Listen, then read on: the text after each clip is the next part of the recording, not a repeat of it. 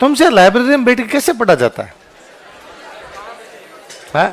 मुझे तो लगता है यार पढ़ाई का मतलब एकांत होता है। लोगों के चेहरे देख देख के मेरे से तो आज पढ़ा जाए, निकल पढ़ा जाए।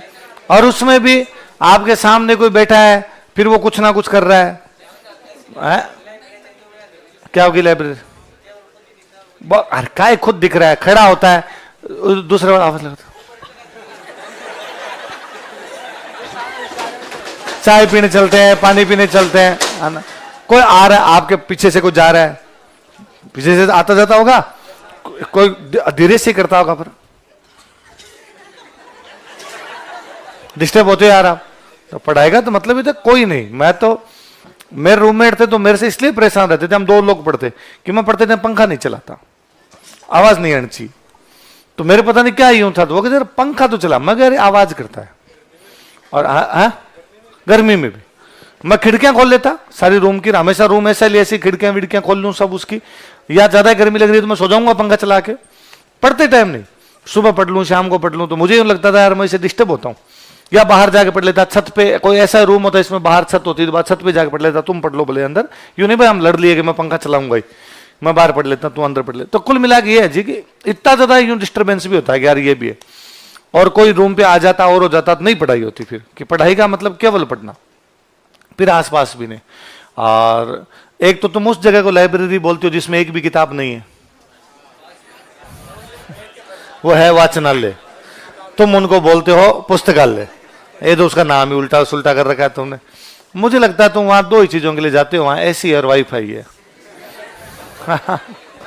5-7 दोस्त इकट्ठे हो जाते हो, हर 1.5 घंटे में करते हो एक बार चाय हो जाए, आधे घंटे बैठे चाय वाले थड़ी पेन, वापस आ गए वहां से, फिर वापस पौने घंटे जाके बैठे। इस प्रकार की तैयां की वहां जाके वैकेंसी कब तक आ जाएगी, है ना, ज्यादातर ये रहता है। ये आजकल तुम बच्चे इन बातों में ज्यादा ध्यान देने लगे, वरना पहले कोई इन बातों में ध्यान ही नहीं दिया करता था। कब आ रही, कब जा रही, आ जाएगी, आएगी तो पेपर दे लेंगे, अपना काम क्या, अभी पढ़ाई करना तो अभी पढ़ाई कर लेते हैं, कितनी पोस्ट आई, कितनी सीटें आएगी। कुछ एक लोग होते थे जिस प्रकार की बातें करते, बाकी ज्यादातर लोग केवल पढ़ते ही रहते थे। तो तुम भी रूम लिया ना, तो रूम किस लिए लिया? फिर धर्मशाला में रह जाऊं, कोई आसपास को धर्मशाला देखो, वो थोड़े कम ही रुपए लेते होंगे भाई, ना के तो आना है आपको, तो फिर वह आसपास में कोई देख लिया करो, ऐसा पार्क में जाके सो जाया करो। वह क्या है, दिन में पढ़ाई तो करते हो, रूम हो अपना व्यवस्थित रूम हो, अपने उसकी सफाई कर ले, अपने खुद उसकी, अपनी किताब विताब सही जचाई भी हो, कौन सी किताब कब पढ़नी, उसमें मैप वगैरह लगे हो, कौन सा मैप देखना कौन सा नहीं देखना, अपना एक टाइम टेबल हो, इतने बजे उठूंगा। चाय पीने के लिए भी थड़ी पे क्यों जाना? ज्यादातर तो भाई मैंने तो कभी पी नहीं स्टूडेंट लाइफ में, चाय छोड़ दी थी कि नहीं पीनी। और जैसे पीते भी कि मान लो कभी ऐसा भी नहीं था कि सौगंध खा ली कि हाथ ही नहीं लगाएंगे इसके, पी भी लिया करते, तो फ्लेट लेके रहते, बना लेते कि बना लेते हैं। जैसे कोई गेस्ट आ गया, कोई दोस्त आ गया, तब उसको तो पिलानी पड़ेगी, फिर उसके साथ हम भी पी लिया करते, तो बना लेते, बना के पी लिया करते।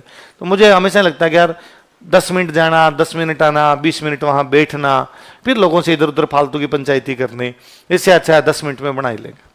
दूध वगैरह एक बार सुबह शाम ला के रख लिया करते, नहीं होता तो आसपास ही कहीं दुकान होती वहां जाके फटाफट ले आते, बना ली बात, खुद की 2-3 जनों की पी रहा। और पर आपको रस आता है बातों में ना, यहाँ जाके खूब सारे लोगों के चेहरे देखने, लोग 2-2 घंटे तक चाय की थड़ी पे बैठे रहते हैं।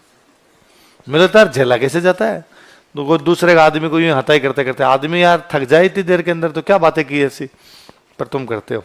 तो लाइब्रेरी कितने लोग जाते हो?